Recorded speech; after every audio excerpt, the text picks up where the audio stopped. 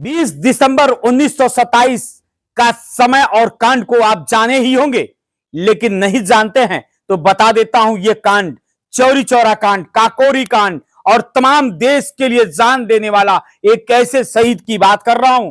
आप पंडित राम प्रसाद बिस्मिल के बारे में जानते होंगे, लेकिन आपको पता नहीं होगा उनकी समाधि कहां है। मैं बताता हूं।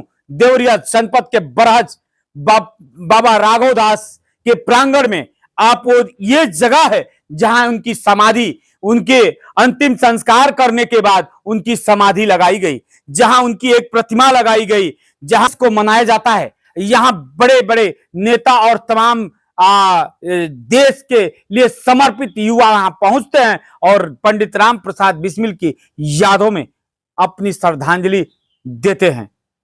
इसमें चौरी चौरा कांड में बाबा राघवदास की भूमिका को देखते हुए पंडित राम प्रसाद बिस्मिल इसी आश्रम में उनसे मिलने आया करते थे। दोनों युवा साथियों के बीच में देश की आज़ादी के लिए क्या कुछ किया जा सकता, इस पे विचार विमर्श होता था। इस संदर्भ में 9 अगस्त 1925 को जब काकोरी कांड हुआ और उसमें पंडित राम प्रसाद बिस्मिल को मुख्य अभियुक्त बनाकर उनको मुकदमा चलाया गया और उनको गोरखपुर की जेल में रखा गया, उस समय बाबा राघवदास जी भी उनसे मिलने जाया करते थे।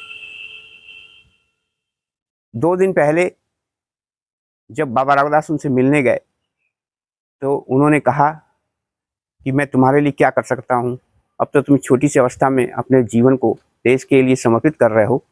तो उन्होंने कहा था कि आप जब मेरा शरीर छूटे तो उसका अंतिम संस्कार आप अपने हाथों से करेंगे।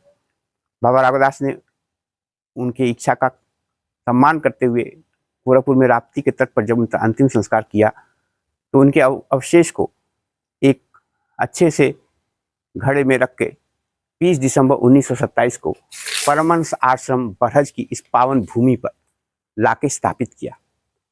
उनके इस महान योगदान से आज की युवा पीढ़ी प्रेरणा ले रही है और अपने देश हित के लिए अपना सर्वस्व बलिदान करने के लिए उत्सुक रहती है।